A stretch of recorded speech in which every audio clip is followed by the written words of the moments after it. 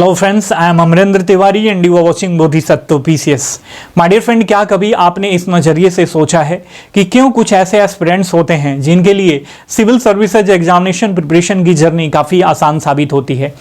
वे अपने पहले या दूसरे प्रयास में, अपने 2 या 3 साल के मेहनत में ही इस एग्जाम को क्रैक करके अपने राज्य या देश की सेवा करते हैं। वहीं दूसरी तरफ कुछ ऐसे एस्पिरेंट्स होते हैं जो इक्वली प्रतिभाशाली होते हैं, इक्वली एफर्ट डालते हैं, इक्वल पोटेंशियल होता है, इक्वल संसाधन झोंकते हैं। बावजूद इन सब के उनके लिए सिविल सर्विसेज एग्जामिनेशन प्रिपरेशन, चाहे वो बीपीएससी का प्रिपरेशन कर रहे हो, आईएएस का कर रहे हो या अदर स्टेट पीसीएस का कर रहे हो, काफ़ी कठिनाई पूर्ण हो जाती है और एक लंबी जर्नी वो तय करते हैं। 5 साल, 10 साल, 12 साल, 15 साल, बहुत सारे लोग 15-15 साल तक, 1.5 दशकों तक इसको देते रहते हैं। ऐसा क्यों होता है कि उनमें इक्वल पोटेंशियल होती है, इक्वल प्रतिभा होती है, सब कुछ होता है, बावजूद इसके वे लोग पिछड़ जाते हैं, या तो फाइनली उनका सिलेक्शन होता है या नहीं होता है। ऐसा क्यों होता है? ये सीक्रेट है। देखिए, इसी सीक्रेट के बारे में थ्रू आउट वीडियो लेक्चर हम बात करने वाले हैं कि कैसा आपका टेम्परामेंट होना चाहिए, कैसे आपका साइंटिफिक अप्रोच होना चाहिए किसी भी सब्जेक्ट के प्रति, थ्रू आउट प्रिपरेशन आपका माइंडसेट कैसे होने चाहिए,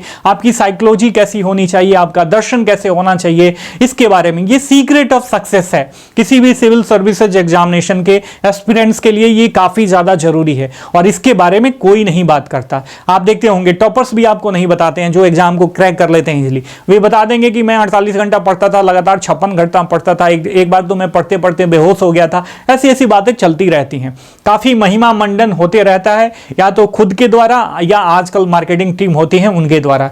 बड़े बड़े इंस्टीट्यूट के तथाकथित बड़े लोग भी नहीं बताते हैं। क्यों नहीं बताते हैं? क्योंकि it's a part of marketing. यदि आपको सारी चीजें बता दी गई तो आप खुद से ही अपना रास्ता तय कर सकते हो, लेकिन हमको जो है इसके बारे में नहीं सोचता है। हमारा प्रयास है कि आप जहां से भी प्रिपरेशन कर रहे हो, चाहे किसी और कोचिंग से कर रहे हो, चाहे मेरे से जुड़ के करना चाहते हो, चाहे आप सेल्फ स्टडी करना चाहते हो, आपको रियल पाथ पता होना चाहिए, पता होनी चाहिए रियल पाथ के बारे में। उसकी जो भी रिक्वायरमेंट है, संसाधनीय रिक्वायरमेंट की बात मैं नहीं कर रहा हूं, जो आपके टेम्परामेंट का रिक्वायरमेंट है, जो आपकी साइकोलॉजी की, आपकी पर्सनालिटी की रिक्वायरमेंट है, वो कैसी होनी चाहिए, कुछ अप्रोचेस के साथ, स्मार्ट तरीकों के साथ हम थ्रू आउट वीडियो लेक्चर बात करने वाले हैं। ये हमारा बैच शुरू हो रहा है संधान 2.0 17वीं बीपीएससी के लिए। If you are serious aspirant for 70 BPSC examination या अपकमिंग बीपीएससी एग्जामिनेशन, तो ये वीडियो आपके लिए काफी ज्यादा महत्वपूर्ण साबित हो सकता है। आप इसे शुरू से लेके लास्ट तक जरूर देखना माय डियर फ्रेंड, ठीक है? और ये संधान 2.0 इसी सीक्रेट पे बेस्ट है, इसी साइंटिफिक टेम्परामेंट, इसी फिलॉसफी पे इसको डेवलप किया गया है। मैं बताऊंगा क्या क्या है इसमें, ठीक है? ये 70वीं बीपीएससी प्रिपरेशन का ओरिएंटेशन क्लास है, पहली कक्षा है जो कल से हमारा बैच शुरू हो रहा है उसके लिए, ठीक है? यदि आप इन सारे फिलॉसफी को, यदि आप सेल्फ स्टडी कर रहे हैं या कहीं और कर रहे हैं, इसको आप उसमें इनपुट डालते हैं अपने प्रिपरेशन के दौरान, तो थ्रू आउट जर्नी इसे रखते हैं, 100% डेडिकेशन के साथ फॉलो करते हैं, तो आपके लिए बीपीएससी एग्जामिनेशन हो या चाहे आईएएस का एग्जामिनेशन हो या अदर स्टेट पीसीएस एग्जामिनेशन हो, सारी जर्नी आसान साबित हो जाएगी। तो चलिए एक एक करके शुरू करते हैं। शुरू करने से पहले आपसे रिक्वेस्ट है, यदि चैनल पे नए हैं और आपको लगता है कि ये वीडियो लेक्चर आपके प्रिपरेशन में कुछ वैल्यू एडिशन कर सकता है, तो आप इसको जरूर लाइक करना, चैनल को सब्सक्राइब करना और अपने अन्य फ्रेंड्स के साथ भी शेयर करना। देखिए, उन सीक्रेट्स के बारे में चर्चा करने से पहले, फिलॉसफी के बारे में चर्चा करने से पहले, साइंटिफिक टेम्परामेंट के बारे में चर्चा करने से पहले अनुशासन की बात कर लेता हूं। अनुशासन, डिसिप्लिन जिसे कहा जाता है इंग्लिश में, काफी महत्वपूर्ण है इस एग्जाम में सक्सेस करने के लिए, क्योंकि ये वन डे एग्जाम नहीं है। आप सीजनली पढ़ाई करके अब बीपीएससी को क्रैक नहीं कर सकते हो। तो आपका जो कार्य है, डेली लाइफ है, उसमें अनुशासन का होना काफी ज्यादा जरूरी है, ठीक है? तो आपके पास एक अनुशासित समय सारणी होनी चाहिए। आपने डिसाइड कर लिया, I want to crack BPSC और मैं बिहार को अपनी सेवा देना चाहता हूं, अपना पोटेंशियल अनलीश करके बिहार की सेवा करना चाहता हूं, और तो उसके बाद जो पहला स्टेप होना चाहिए, अनुशासन आपके व्यक्तित्व में एडॉप्ट कर लेना चाहिए। पहले दिन से ही कोशिश करनी शुरू कर देनी चाहिए। उसके लिए आपके पास एक डिसिप्लिन टाइम टेबल होना चाहिए और 7 घंटे की डेली स्टडी करनी है। ये बात ध्यान में रखना, 7 घंटे की। यदि आप ज्यादा करते हो तो आपके लिए अच्छी बात है। 6 से 7 घंटे की स्टडी डेली होनी चाहिए, जिसमें हम आपको 1 घंटे का क्लास अवेलेबल कराएंगे डेली। कोई भी टॉपिक, कोई भी चैप्टर हम कवर करेंगे, वो 1 घंटे में थ्रू वीडियो लेक्चर और पीडीएफ नोट्स उसे आप कवर कर सकते हो। और हमारी क्लासेज में आपको जो है केवल टू द पॉइंट बातें ही कही जाएंगी, आपकी टेम्परामेंट को विकसित करने की कोशिश करी जाएंगी, क्लिक बैट प्रोवाइड कराया जाएगा ताकि आपके दिमाग का जो है साइंटिफिक टेम्परामेंट विकसित हो, आपकी पर्सनालिटी में वो ऐड हो। हम अदर चीज़ों के बारे में बात नहीं करते हैं, बकैती वगैरह नहीं करते हैं क्लास में, और ना ही आपको करनी चाहिए। मैंने कहा ना कि आप सेल्फ से यदि प्रिपरेशन कर रहे हो या कहीं और प्रिपरेशन कर रहे हो तो इस बात को ध्यान में रखना। आप देखे होंगे कि बहुत सारे टॉपर एस्पिरेंट्स ऐसे होते हैं कि किसी बड़े इंस्टीट्यूट में जाके 2 लाख 2.5 लाख दे देते हैं और उनको लगता है कि उनके पास जो समय है उसका जस्टिफिकेशन उनके क्लासेज में नहीं हो रहा है या उस पार्टिकुलर संस्था नहीं कर पा रही है, तो अपना पैसा गंवा के अपने घर पे बैठ के सेल्फ प्रिपरेशन भी करते हैं और उसके बाद सेल्फ प्रिपरेशन के द्वारा जो है एग्जाम को क्रैक कर लेते हैं। तो इस बात को ध्यान में रखना। डेली आपके पास डेली समय सारणी होनी चाहिए। डेली आपको कौन कौन सा टॉपिक पढ़ना है, क्या करना है, कैसे करना है, पूरा होना चाहिए, पूरा दिन का चार्ट होना चाहिए, क्योंकि एडमिनिस्ट्रेशन में ये काफ़ी ज़्यादा सहायक सिद्ध होता है। तो डे 1 से इसको आप डेवलप करो।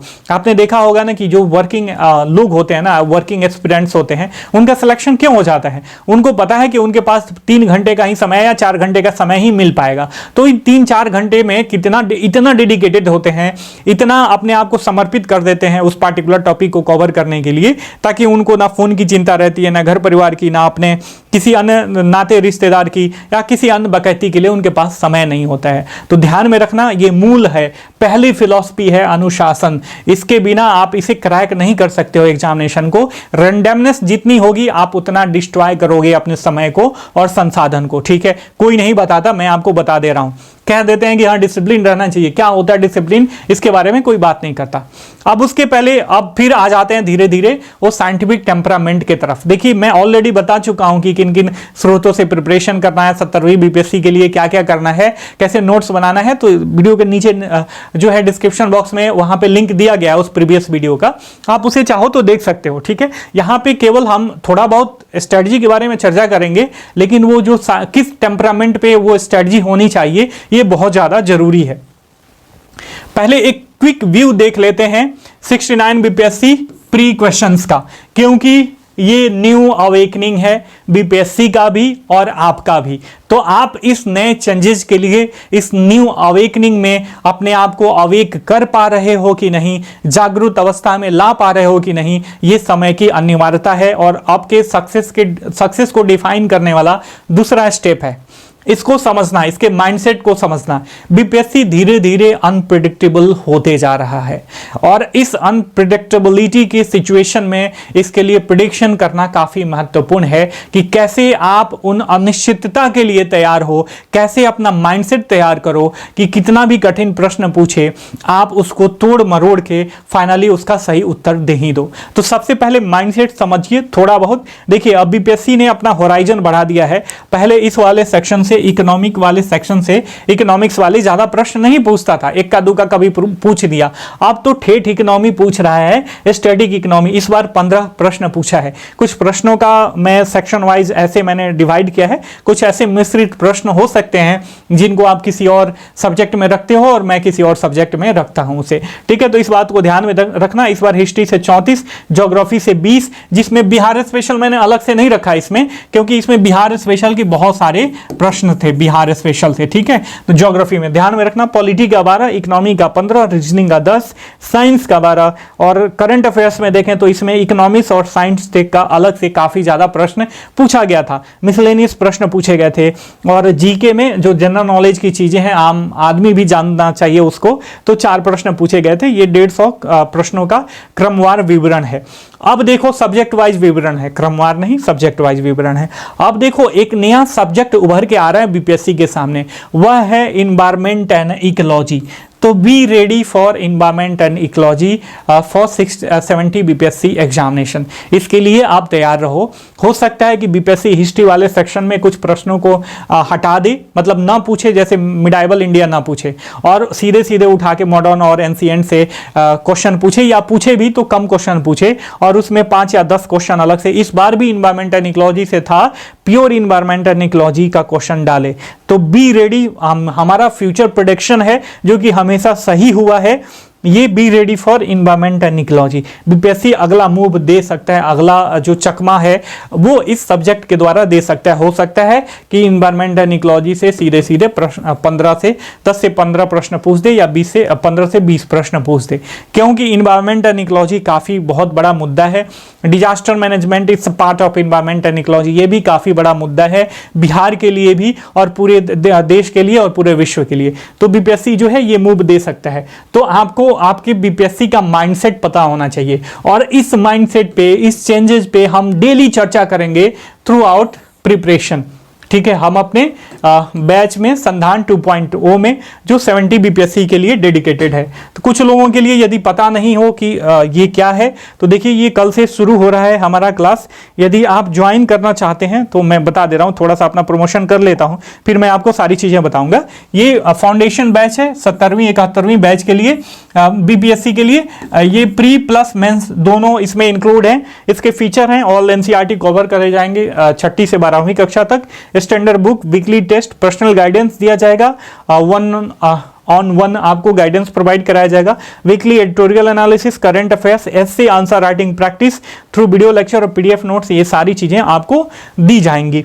इसका फी जो है मात्र 3599 रुपए है। ऑफर चल रहा है, सीमित समय के लिए है और कल से ये शुरू हो जाएगा। आप हमसे जुड़ने के लिए ये हमारा नंबर है 97 170 58 805। इस नंबर पे कॉल करके, व्हाट्सएप करके हमसे जुड़ के आप अपने प्रिपरेशन का पेस और स्टैंडर्ड दोनों मेंटेन कर सकते हो। ठीक है, अब आ जाते हैं हम अपने मेन मुद्दे पे। ठीक है, तो हमने आपको बता दिया कि अगली बार आप इन्वायरमेंट एंड इकोलॉजी के लिए भी तैयार रहना। तो हम अपने इस संधान 2.0 में मैं आपको बताना चाहूंगा कि ये सारे स्टैटिक सब्जेक्ट तो पढ़ाएंगे ही, इसके साथ ही इन्वायरमेंट एंड इकोलॉजी का अलग से शंकर आईएएस का काफ़ी फेमस बुक है, एनसीईआरटी का ही कंपाइलेशन है। इसके बाद मतलब एनसीईआरटी की क्लासेज आप करोगे तो उसमें भी इन्वायरमेंट एंड इकोलॉजी में 10वीं 11वीं 12वीं में कुछ चैप्टर्स पार्टिकुलर आते हैं। बावजूद इसके ज्योग्राफी का भी हिस्सा है, बावजूद इसके मैं इन्वायरमेंट एंड इकोलॉजी भी अलग से इस संधान 2.0 में मैं आपको पढ़ाने वाला हूँ। ठीक है, तो इसके लिए या खुद से पढ़ो, तो ये पढ़ के रखना अब 70वीं बीपीएससी के लिए। और ये जो प्रिपरेशन आप कर रहे हो ना, तो केवल बीपीएससी को टारगेट करके मत करो, आईएएस भी आपका टारगेट होना चाहिए।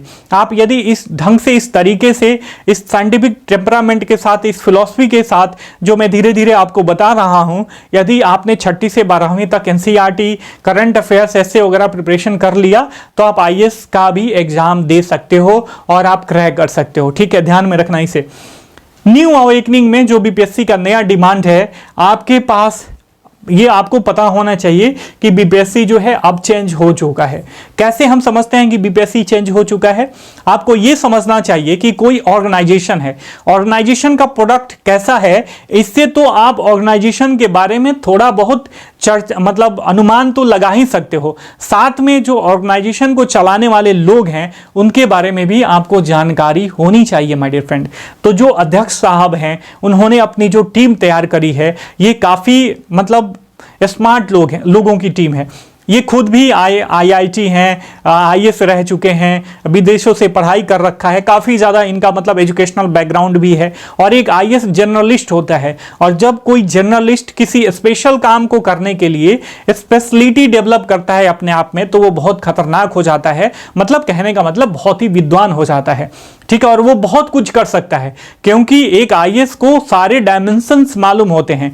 आप यदि सिविल सर्विसेज एग्जामिनेशन का प्रिपरेशन कर रहे हो ढंग से, तो आपको पॉलिटी, हिस्ट्री, इकोनॉमिक, ज्योग्राफी सब कुछ पता होगा। ये मास्टर्स वगैरह की आवश्यकता नहीं है आपको सब कुछ A to Z पता होगा। जितना लोग मास्टर्स करके भी नहीं पता करते हैं, वे डायमेंशंस आपको पता होंगे जो मास्टर्स या पीएचडी करके भी लोग नहीं प्राप्त कर पाते हैं, क्योंकि वे किसी खास एक ब्रांच से ऐड हुए होते हैं, पार्टिकुलर सब्जेक्ट से। ठीक है, तो ये बात ध्यान में रखना। तो आपको ये पता होना चाहिए कि बीपीएससी चेंज हो चुका है। You should be ready for the new move of BPSC. और आने वाले समय में बीपीएससी आपको किस तरीके से छकाता है उसके बारे में आपको रेडी होना चाहिए, उसके लिए रेडी होना चाहिए। अब कैसे रेडी होंगे, कैसे आप उस साइंटिफिक टेम्परामेंट को डेवलप करोगे, कैसे प्रिपरेशन करोगे, इसके बारे में बात कर लेते हैं। ठीक है, और हम how Bodhisattva PCS going to make you ready for the BPSC new move. कैसे हम इस संधान 2.0 के द्वारा इस नए मूव के लिए आपको तैयार कर सकते हैं, तैयार करेंगे। और आप भी यदि खुद से प्रिपरेशन कर रहे हो, सेल्फ स्टडी कर रहे हो, तो इसके लिए तैयार रह सकते हो इन सारी चीजों को फॉलो करके। आपको एनालिटिकल अंडरस्टैंडिंग चाहिए एनसीईआरटी की क्लास 6ठी से 12वीं तक की।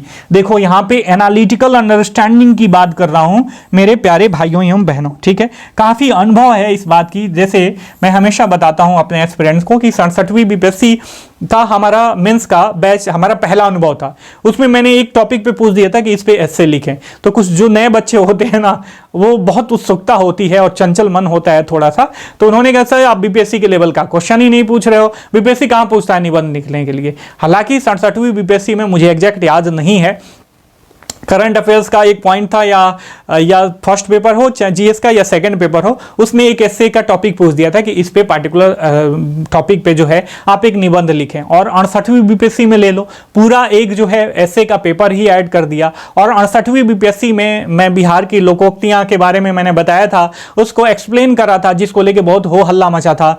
मूस मोटाई है, लोड़ा हुई है, ना हाथी ना घोड़ा हुई है, एक सीधे सीधे टॉपिक वो उठा के पूछा गया था मेरे द्वारा, ठीक है। तो लोग मार्केटिंग करते हैं, मैं ज्यादा मार्केटिंग, हालांकि मुझे भी मार्केटिंग करनी चाहिए। मैं जब क्वालिटी प्रोवाइड करा रहा हूं तो बच्चों को पता होगा, तभी तो मेरे से जुड़ेंगे। तो मेरे मार्केटिंग का जरिया आप ही हो। आपको यदि आपको चेक करना है तो आप ऐसे वाले सेक्शन में जाके प्लेलिस्ट में आप देख लो। एग्जामिनेशन के 1 महीने पहले मैंने जो बात करी थी वहीं अक्षरशः 68वीं बीपीएससी मेंस में एस्से के लिए साबित हुई, ठीक है।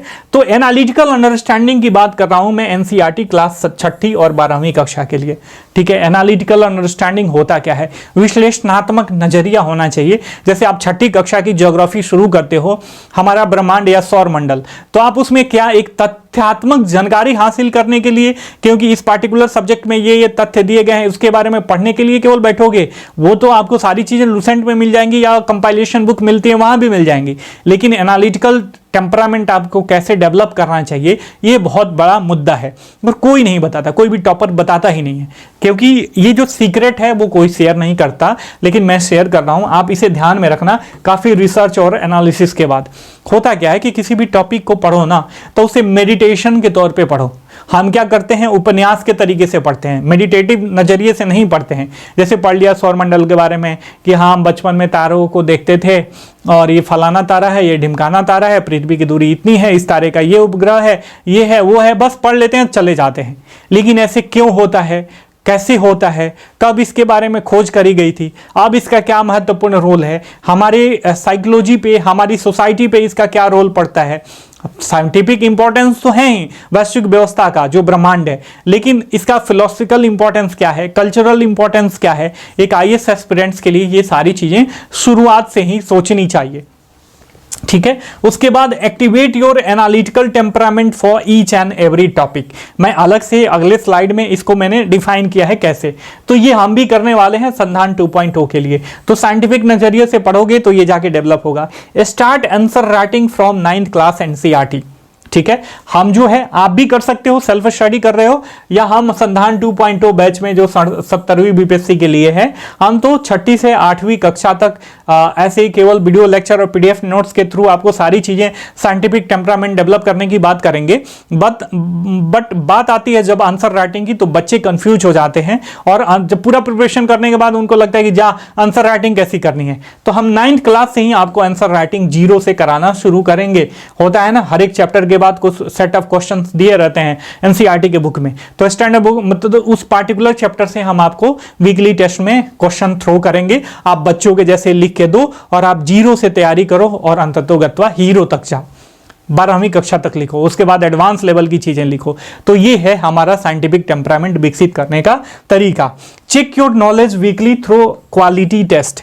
होता क्या है कि आजकल टेस्ट के नाम पे कट कॉपी पेस्ट किया जाता है। बहुत सारी मार्केट में चीजें अवेलेबल हैं, रेडीमेड एमसीक्यू अवेलेबल हैं, लोग कट कॉपी पेस्ट कर देते हैं, प्रीवियस ईयर का ही इधर उधर कर देते हैं, लेकिन कोई रिसर्च नहीं करता। लेकिन हमारे द्वारा यदि आप कहीं टेस्ट भी ज्वाइन कर रहे हो ना, तो आप देखो टेस्ट की क्वालिटी देखो कि क्या ये बार बार चीजें वहीं पूछी जा रही हैं जो आप प्रीवियसली पढ़ते आ रहे हो, या ऐसा टेस्ट है कि जो आपको, ऐसा प्रश्न है कि जो आपको रुकने के लिए मजबूर कर दे। टेस्ट का मतलब यही होता है, कोई जरूरी नहीं है कि आप 100 टेस्ट दे लो, आप 10 टेस्ट भी दोगे, लेकिन यदि वो टेस्ट क्वालिटी पूर्ण होगा, एक एक प्रश्न आपको रुकने के लिए मजबूर करेगा, आपको वो कोशिश करेगा कि आप गलत हो जाओ, लेकिन फिर भी आप उसे गलत साबित करके खुद सही हो जाओ, उसका सही उत्तर ढूंढ लो। ये क्वालिटी टेस्ट की जो है पहचान होती है। तो ये आपको पहचान होनी चाहिए। Bihar special going to play a major role now. Bihar special का एनालिटिकल नजरिया भी आपको डेवलप करने की आवश्यकता है। अब वन लाइनर पढ़ने से नहीं होगा, इम्तियाज अहमद पढ़ने से होगा, केबीसी नैनो रेड वाली बुकलेट पढ़ने से होगा। ये रेड वाली बुकलेट, बहुत लोग कंफ्यूज हो जाते हैं, अब तो केबीसी नैनो पता नहीं क्या बना दिया अपने बुक को। ये रेड वाली बुकलेट काफी इंपॉर्टेंट बुक है ये, और काफी प्रिसाइजली वे में, लूसिड मैनर में इसे लिखा गया है, काफी प्रोडक्टिव है ये बुक। ठीक है, तो यदि अपडेटेड ऐसा आता है तो आप उसे लेके पढ़ो। न्यूज़पेपर रीडिंग काफी ज्यादा जरूरी है। ये सारी चीजें आपके साइंटिफिक टेम्परामेंट को डेवलप करेंगी। ठीक है, बहुत लोग मेरे से न्यूज़पेपर रीडिंग के बारे में पूछते हैं कि न्यूज़पेपर रीडिंग कैसे करें। न्यूज़पेपर रीडिंग देखो, केवल आप क्या करते हो अभी मैं बताऊंगा। चलो, करंट अफेयर्स का टॉपिक कैसे पढ़ते हैं अभी मैं बताऊंगा, तब बात करते हैं। ठीक है, अब बात कर लेते हैं, चलते हैं अगले स्लाइड पे। ये हो गया कि कैसे हम आपको रेडी करने जा रहे हैं ये संधान 2.0 में हमारे बैच के द्वारा। ठीक है, अब करंट अफेयर्स का कोई भी टॉपिक जब आपको पढ़ना हो तो कैसे आप 360 डिग्री अप्रोच को अपनाओ। ये 360 डिग्री अप्रोच क्या है, मैं करंट अफेयर्स की बात कर रहा हूं। ये न्यूज़पेपर पढ़ने का भी आपका नजरिया होना चाहिए। लेट्स से कि ए कोई करंट अफेयर्स का टॉपिक है, ए इज अ टॉपिक। ठीक है, तो जब आप ए टॉपिक को पढ़ो तो उसके पीछे आप उसको पढ़ के और सोचने जब आप बैठो तो उसके पीछे क्या क्या नजरिया आपका होना चाहिए, किन किन डायमेंशंस को ध्यान में रखते हुए आप उस पार्टिकुलर टॉपिक के बारे में सोचो। ये बहुत इंपॉर्टेंट है और ये कोई नहीं बताता माय डियर फ्रेंड। ठीक है, मान लो ये कोई पार्टिकुलर टॉपिक है आप पढ़ रहे हो, ठीक है, करंट अफेयर्स में, तो इसका जो पहला नजरिया होना चाहिए, आप देखो कि क्या इसका कोई इकोनॉमिकल इंपॉर्टेंस है, उसके बाद क्या इसका कोई कल्चरल इंपॉर्टेंस है, क्या कोई इसका साइंटिफिक इंपॉर्टेंस है, क्या इसका कोई इंटरनेशनल लेवल का इंपॉर्टेंस है, इंटरनेशनल रिलेशन का इंपॉर्टेंस है, क्या कोई इसका जियोग्राफिकल इंपॉर्टेंस है, क्या कोई इसका सोसाइटल इंपॉर्टेंस है, क्या कोई इसका रिलीजियस इंपॉर्टेंस है, क्या कोई इसका एनी फिलोसफिकल इंपॉर्टेंस है, क्या इसका जो है ये इंपॉर्टेंट थ्रू क्या इसमें कोई इंपॉर्टेंट थॉट इंक्लूड है किसी पार्टिकुलर टॉपिक को लेके, किसी पार्टिकुलर सब्जेक्ट को लेके, और कोई है तो कैसा है। उसके बाद स्टेट स्पेसिफिक इंपॉर्टेंट इसमें क्या है। ये सारे डायमेंशंस के साथ जब किसी आप एक टॉपिक को सोचोगे और उसको समझने की कोशिश करोगे तो आपका साइंटिफिक टेम्परामेंट, आपका दर्शनात्मक नजरिया विकसित होगा, जो कि सिविल सर्विसेज एस्पिरेंट्स में होना ही होना चाहिए। यदि आप ऐसा नहीं सोचते हो, इस सोच के साथ, इस थॉट प्रोसेस के साथ प्रिपरेशन नहीं करते हो, जो कि हम थ्रू आउट अपने प्रिपरेशन, थ्रू आउट जर्नी जो है संधान 2.0 के द्वारा हम आपको प्रोवाइड कराने वाले हैं। ठीक है, तो यदि आप नहीं सोचते हो तो कठिनाई हो जाती है। आप पढ़ते तो हो लेकिन उसका मनन, उसका दर्शन आप करिए नहीं पाते हो रियल साइंटिफिक टेम्परामेंट से। तो ये है नजरिया। इतने डायमेंशंस कितने हो गए, 1 2 3 4 5 6 7 8 9 10 तरीकों से जब आप सोचोगे, 10 नजरियों से नजरों से आप जब देखोगे किसी एक टॉपिक को, तो बताओ कि आपके लिए ना इससे कोई बहुत कठिनाईपूर्ण बात हो जाएगी, और ना ही कितना भी तोड़ मरोड़ के मैं क्वेश्चन दूं अपने टेस्ट सीरीज में या बीपीएससी पूछे तो आप उसे इजीली क्रैक कर सकते हो माय डियर फ्रेंड। ठीक है, तो ये है पढ़ने का तरीका और 360 डिग्री अप्रोच। मैं फिर से कहना चाहता हूं, यदि आप सेल्फ स्टडी कर रहे हो तो अति उत्तम, आपको लग रहा है कि आपको प्रॉपर गाइडेंस चाहिए और किसी गाइडेंस के थ्रू आप पढ़ना चाहते हो, तो ये हमारा बैच है संधान 2.0। 70वीं और 71वीं BPSC pre cum mains integrated approach के साथ चलेंगे, मात्र 3599 रुपये में। आप कल से जो है ये शुरू हो जाएगा बैच। ठीक है, और ये हमारा नंबर है, फिर से लिख दे रहा हूं, 97-170-58-805। इस नंबर पे कॉल करके, व्हाट्सएप करके हमसे जुड़ के आप अपने प्रिपरेशन का पेस और स्टैंडर्ड दोनों मेंटेन कर सकते हो। ठीक है, चलिए अब आगे बढ़ते हैं, अगला देखते हैं। ठीक है, तो ये सारी चीजें हो गई कि ठीक है हम पढ़ रहे हैं, सारी चीजें किस अप्रोच के साथ पढ़ रहे हैं, किस साइंटिफिक टेम्परामेंट के साथ पढ़ रहे हैं, कैसे टेस्ट को डिसाइड कर रहे हैं, ये सारी चीजें मैंने बताया। इसके बाद हम किस प्रकार के नोट्स देने वाले हैं आपको, या जो हमारे नोट्स बनाने का तरीका है वो यदि आप खुद से भी सेल्फ स्टडी के दौरान बनाते हो तो वो आपके प्रिपरेशन को काफ़ी ईज आउट कर देगा। और हम बात कर रहे हैं न्यू अवेकनिंग की, बीपीएससी जग चुका है तो आपको भी जगने की आवश्यकता है, समझने की आवश्यकता है।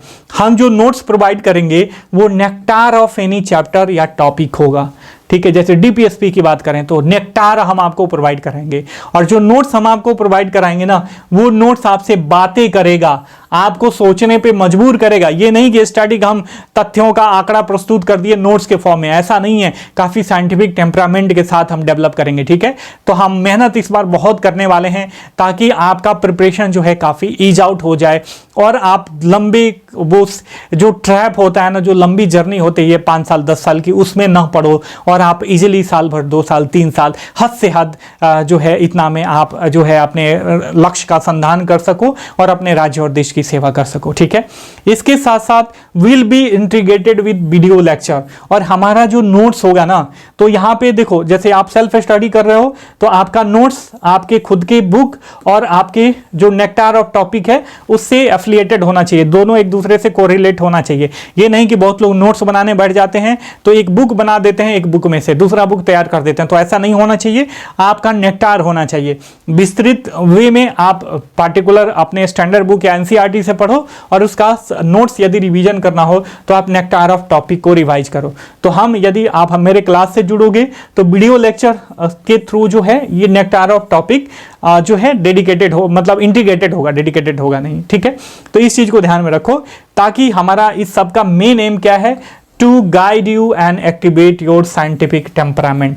अब आप बात करोगे कि भैया एसए की बात आप क्यों नहीं कर रहे हो, तो देखो मैं हमेशा बताता हूं कि एसए जो है एग्जामिनेशन प्रिपरेशन से अलग नहीं है। एक मास्टर क्लास होती है कि एसए को कैसे पहचाने, किसी खास पार्टिकुलर टाइप के एसए का क्या क्या रिक्वायरमेंट होता है वो हम आपको बताएंगे, लेकिन जो एनोटेशन होता है, जो दार्शनिक सोच होती है, जो साइंटिफिक टेम्परामेंट होता है वो थ्रू आउट प्रिपरेशन आपका डेवलप होता है, और वो सारे आपने जानकारियों का आंकड़ा जो है एक खाका आप एस्से के रूप में प्रस्तुत करते हो माय डियर फ्रेंड, ठीक है। तो ये हमारा इस बार का प्रयास है और यही सीक्रेट है सक्सेस की। बच्चे समझ लेते हैं, जो बच्चे समझ लेते हैं इस साइंटिफिक टेम्परामेंट के साथ, जैसे कि मैंने पहले बताया कि किसी भी एक टॉपिक को जब आप 10 डायमेंशन से, ये जो 10 डायमेंशंस हैं इनको आप ध्यान में रखते हुए पढ़ने की कोशिश करोगे तो क्या वो टॉपिक नहीं तैयार होगा, आजीवन तैयार हो जाएगा। मरते दम तक आप नहीं भूलोगे, अगले जन्म में भी नहीं भूलोगे। ये बात ध्यान में रखना। जब आप इतने नजरियों से किसी एक टॉपिक को पढ़ोगे, economical importance, cultural importance, scientific IR, geographical importance, societal importance, religious any philosophical importance, important thought process यदि उस टॉपिक के बारे में किसी खास महत्वपूर्ण व्यक्ति का है, या स्टेट स्पेसिफिक इंपॉर्टेंस है, यदि इसको आप कवर कर लिए, ऐसे पढ़ लिए, तो आप इस जन्म में क्या अगले जन्म में भी नहीं भूलोगे, ठीक है। यही तो साइंटिफिक टेम्परामेंट है, यही तो डायमेंशंस है जो कोई बताता ही नहीं है। फलाने बुक पढ़ लो, ऐसे नोट्स बना लो, ये कोई भी बता देता है, चाहे टॉपर्स हो चाहे नहीं टॉपर्स हो, टीचर हो या नहीं टीचर हो, कोई भी बता देता है, ठीक है। बट आप जो रियल नेक्टार है वो हम आपको बता रहे हैं और यही है रियल नेक्टार, ठीक है। इसमें अपने अनुसार आप थोड़ा बहुत मॉडिफिकेशन कर सकते हो, ये चल सकता है, बट इसमें ज़्यादा मॉडिफिकेशन की, ज़्यादा रैंडमनेस लाने की इसमें कोई संभावना है नहीं। इंपॉर्टेंस ऑफ टेस्ट सीरीज यदि आपने समझ लिया, बहुत बच्चे क्या करते हैं, ठीक है वो सारे डायमेंशन, सारे जिस साइंटिफिक टेम्परामेंट की बात करी, जिस फिलॉसफी की बात करी, वैसे वो प्रिपरेशन करेंगे, लेकिन टेस्ट देने के टाइम पे वे क्या कर देते हैं, आलस से कर लेते हैं, और वो आलस उनके लिए घातक सिद्ध हो सकता है। आपको जो आप आंसर राइटिंग करते हो ना मेंस एग्जामिनेशन में बैठ के 2000, 3000, 4000 शब्द लिखने होते हैं, ये मैराथन है। मैराथन आप तभी दौड़ोगे जब आप डेली प्रैक्टिस करोगे, और कई मैराथन का प्रैक्टिस पहले कर चुके होगे, ठीक है। तो इस बात को ध्यान में रखना। और ये कैसे जस्टिफाई होगा, ये सारी चीजें आप तैयार करोगे, जस्टिफिकेशन करोगे किसके द्वारा, टेस्ट सीरीज के द्वारा। अब टेस्ट सीरीज कैसी होनी चाहिए, चाहे प्री की चाहे मेंस की बात करें, शुड बी एनालिटिकल।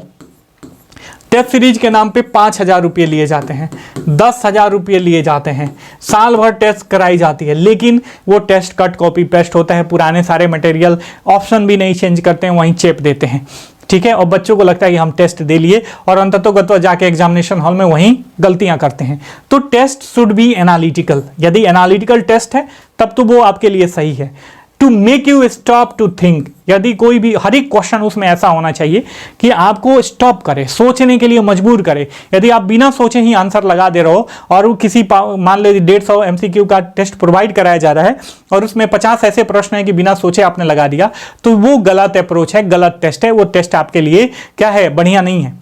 ठीक है, 10 से 20 प्रश्न ही ऐसे होने चाहिए कि जिनको आप बिना सोचे लगा दो, अब पहली नजर में तथ्यात्मक नजरिए से लगा दो, लेकिन बाकी सारे प्रश्न 120, 130, 110 या 100 ऐसे होने चाहिए जिसके हर एक प्रश्न में आपको सोचना पड़े, आपको लगे कि नहीं भैया मैं गलत हो सकता हूं। ठीक है, तो वो टेस्ट जो है वो वाकई में रियल टेस्ट है, टेस्ट ऐसा ही होना चाहिए। ठीक है, to make you make mistakes. ठीक है, टेस्ट के क्वेश्चंस ऐसे होने चाहिए जो आपको गलती करने के लिए मजबूर करे, ठीक, ऐसा आपको मोटिवेट करे कि आप गलत कर दो। ठीक है, लेकिन उसके बावजूद भी आप गलत ना करो, आप सही करके आओ। ठीक है, यही है final aim, to make you ready for the अंतिम युद्ध। और इस सब का फाइनल एम क्या है, आपको अंतिम युद्ध के लिए तैयार करना, और उस युद्ध का आगाज जीत से होगा। यदि ये सारे टेम्परामेंट को सारे साइंटिफिक अप्रोच के साथ एनालिटिकल नजरिए से, चाहे वो सेल्फ में प्रिपरेशन कर रहे हो और हमसे जुड़ोगे तो हम प्रोवाइड कराएंगे ही इन सारे अप्रोच के साथ, चाहे साइंटिफिक टेम्परामेंट हो, फिलॉसफी हो, स्ट्रेटजिकल आपका अप्रोच हो, डिसिप्लिन हो, सबके साथ आप इंक्लूड करके इंटीग्रेट होके अपने पर्सनालिटी को डेवलपमेंट करते हो, पर्सनालिटी का डेवलपमेंट करते हो और प्रिपरेशन करते हो, तो निसंदेह सफलता आपकी कदम चूमेगी। मिलते हैं कल के क्लास में, तब तक के लिए साइनिंग ऑफ, टेक केयर, जय हिंद, जय भारत।